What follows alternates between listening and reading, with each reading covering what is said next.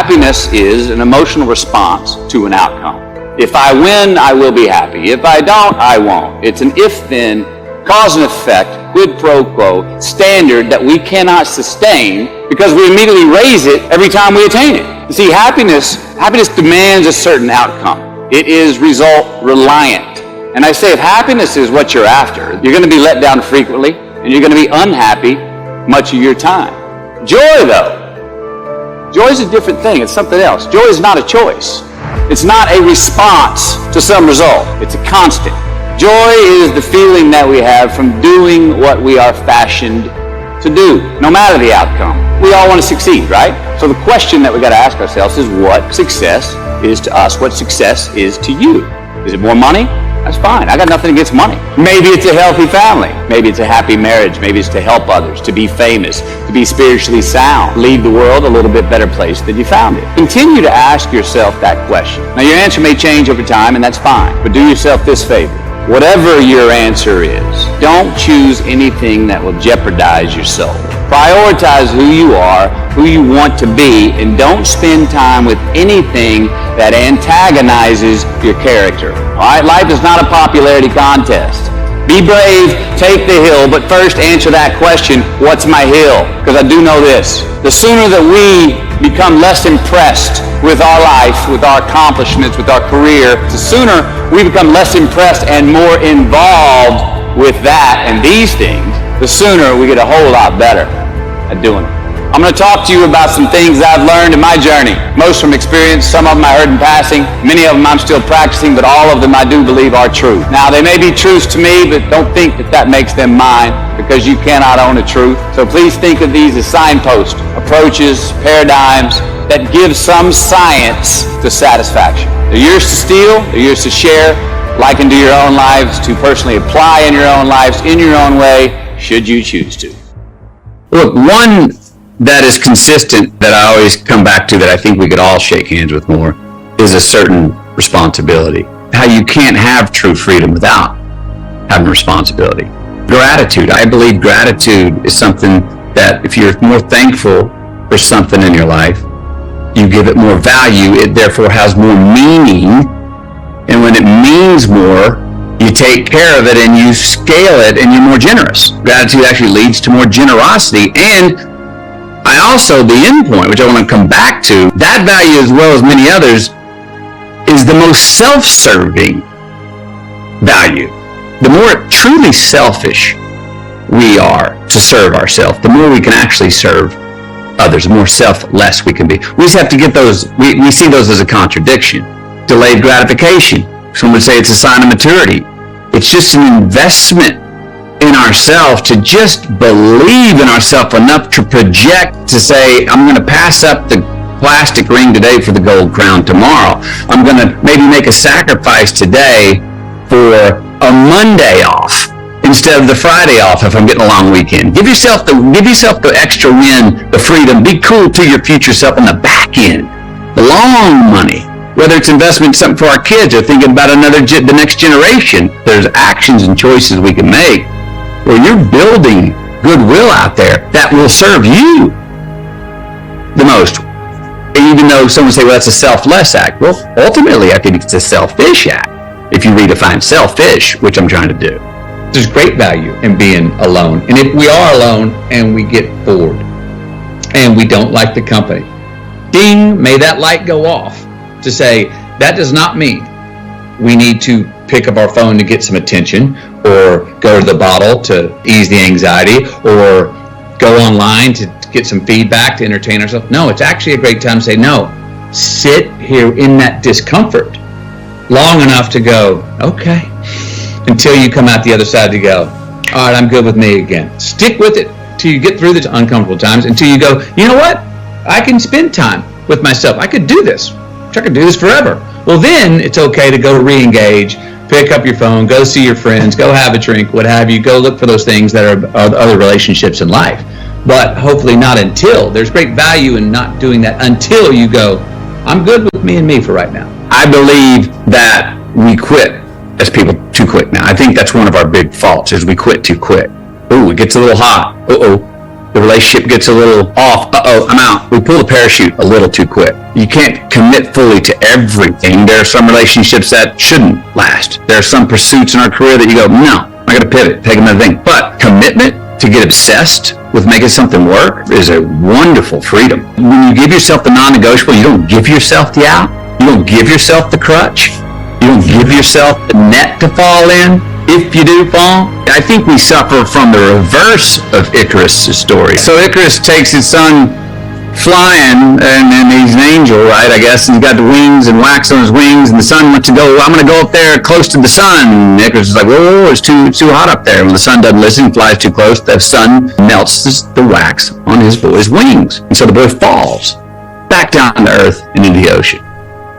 And you know what that moral of that story is. Hey, don't fly too high, keep going. I think we suffer from the opposite. I think we get up there and we think it's getting hot and our wax on our wings is going to melt and it's only 50 degrees Fahrenheit. We put these mortal lids on our capacities all the time. It's actually arrogant of us. I think it's extremely arrogant of us to do that.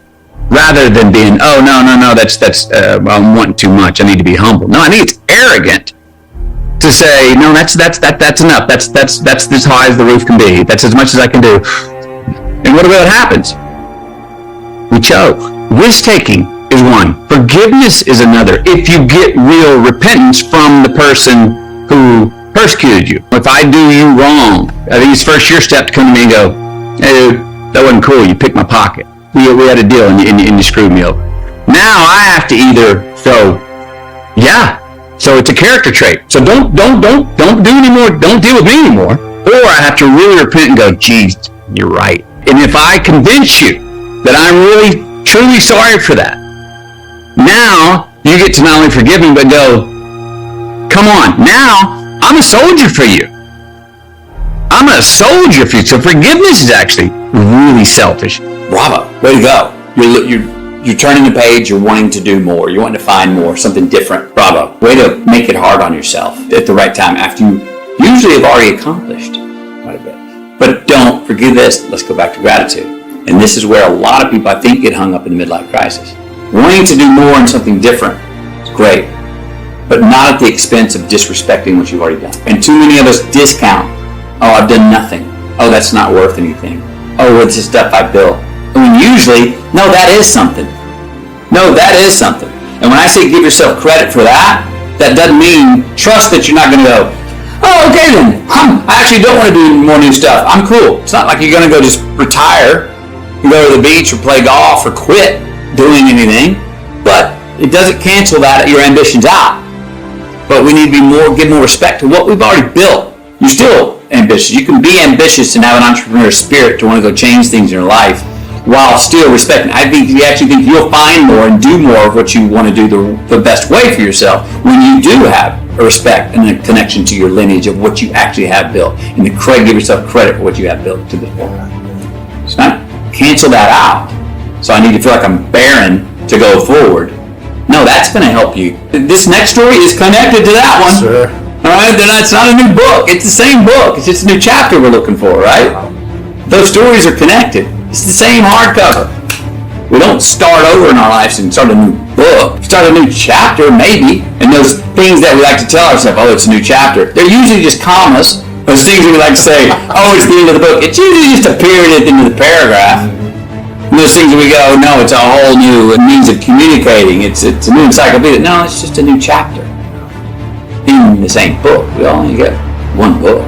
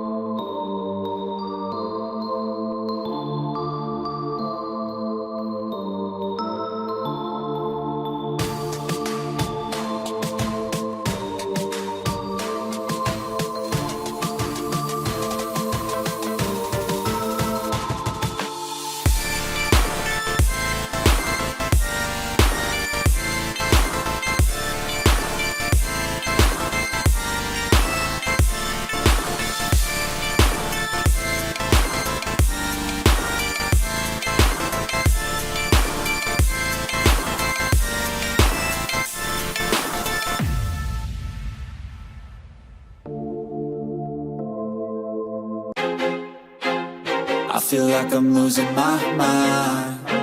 Is everybody in the world blind?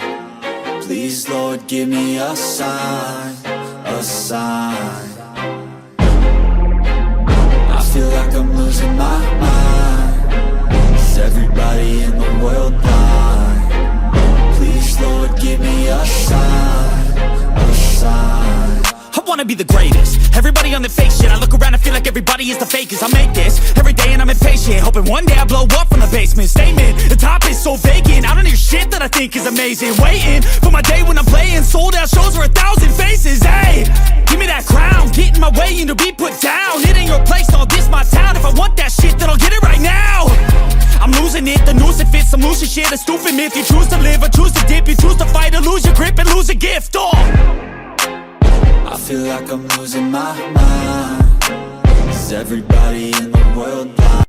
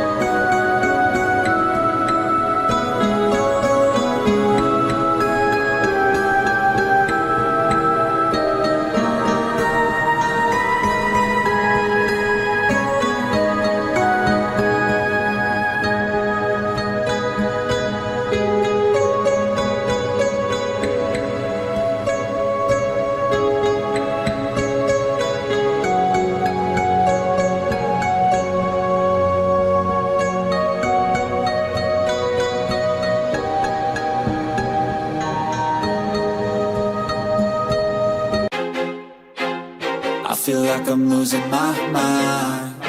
Is everybody in the world blind? Please, Lord, give me a sign, a sign. I feel like I'm losing my mind. Is everybody in the world blind? Please, Lord, give me a sign, a sign.